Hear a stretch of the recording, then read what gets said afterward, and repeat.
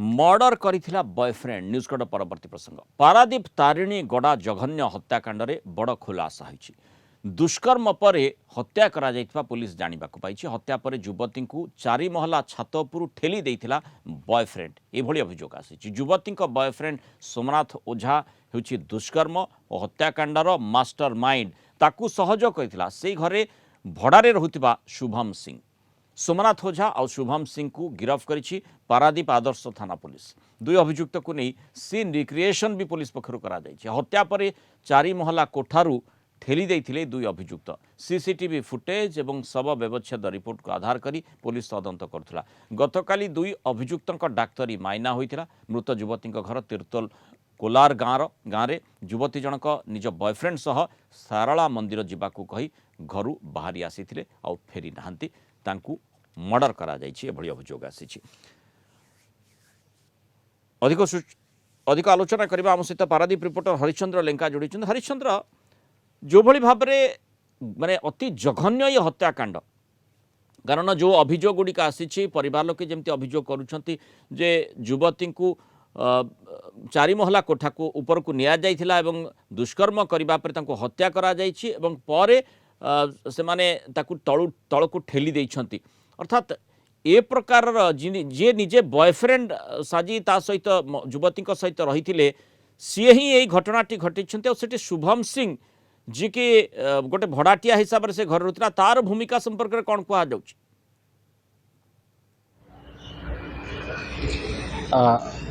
ये जो घटना एक जघन्य घटना ये रविवार दिन ये घटना घटी ये जो मृत युवती जनक घर कही मु सारला मंदिर जाऊँगी बोली तेणु क्या सांगे जाऊे घरे से कथा किसी कही नथिले पलि आसते सारला मंदिर। परवर्ती मुहूर्त जहाँ जनाता पुरुष बंधु सहित से सारला मंदिर जाइए एवं पुरुष बंधु तांको राहामा निकटरे रखिबा छाड़ीदेवा पर घर को भाई की फोन करते तुम भौणी राहामा रहिला ताको आसी नहीं जाओ।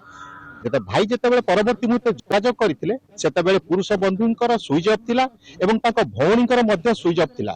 तब ये से व्यतिव्यस्त हो पड़ते एवं तीर्तोल थाना रे मध्य गोटे मिसिंग केस नहीं गोटे अभियोग करते किंतु एथे देखा होता तीर्तोल थाना कौन प्रकार तांको सहयोग करनथिले जहाँ तांको भाई गणमाध्यम आगे सूचना दैछंती। तो परवर्ती मुहूर्त देखा जाइतला गोटे सन्देह सृष्टि जदि अपहरण करा जाइतंता जोर जबरदस्ती अपहरण करा जाइतंता तेबे काहेकि से झियो सीसीटीवी कैमेरा जहाँ फुटेज रही से झियो कहीं छिड़ा रही निश्चित कौन ना कौन लोक मान किसी सहयोग मागी था किंतु से झियो कौन सहयोग मागी ना से स्थान में जो तारिणी गड़ार जो 4 ताला कोठा अच्छी तारी तले छिड़ा होता और परवर्ती मुहूर्त से घर को जाइला। तेणु से घरे जहाँ देखा युवती मन में कौन सन्देह उत्पन्न हो नथिबो जेहेतु तार बॉयफ्रेंड सांगरे थिबो तेणु बोधवे से प्रकार स्थिति उत्पन्न होइथिबो एवं परे माने उभय दुष्कर्म करिथिबे एवं तापरे ताकू ऊपर ठेली माने हत्या करी ऊपर ठेली देइथिबे।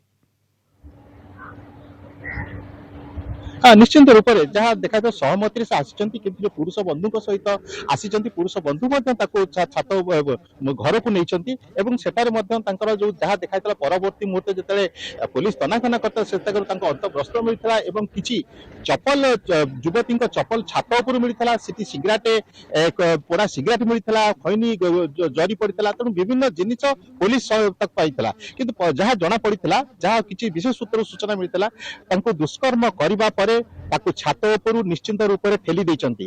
किंतु एठारे गोटे क्वेश्चन आछि जे ए जो पुरुष बंधु ए जो रहिचंती भड़ाटिया जो थे शुभम सिंह तांको सहित तांकर कोन संपर्क थिला जहा कि से स्थान को तांको नेई करी आसीतिले अन्य स्थान को तो नहीं पारि थांते किंतु से स्थान को काहे के आनितिले वर्तमान मध्य संदेह घेर अछि जहा आज अछि एसपी आज 4टा समय रे समस्त को डाकिचंती एवं तार पूरा स्पष्टीकरण देबे किंतु एठारे सीन रिक्रिएशन मध्य करा जायतिला तेते सीन रिक्रिएशन मध्य 2 जन को लेकर करा जायछि से माने मध्य देइचंती को टाइप रो से झियो को आड़ीथिले एवं छात ऊपर केमिति ताको कोन करथिले ताको मध्य पुलिस पाखरे मध्य तदंत बयान करिसंती। सब दिग को पुलिस तदंत करूथिला गोटे 2टी दिग रहितला गोटे आत्महत्या दिग को रखाइतला एवं अन्य पटे हत्या दिग को नै पुलिस तदंत करितला। तेणु जहाँ वर्तमान सुधा आम पाखे हस्तकर रही दुष्कर्म करा जायछि एवं परवर्ती मुहूर्त में छातर ठेली मारी दि जाइछि। तेबे जहाँ भी घटना घटना कहीं निश्चित रूप से जो 4टा समय जो एसपी डाकी गणमाध्यम जो सूचना देवे निश्चित रूप से स्पष्ट हम जे ये जड़े ए दुष्कर्म भागी थिले ना आउ अन्य को माने भागी रही। धन्यवाद हरिश्चंद्र सूचना आम सहित रही।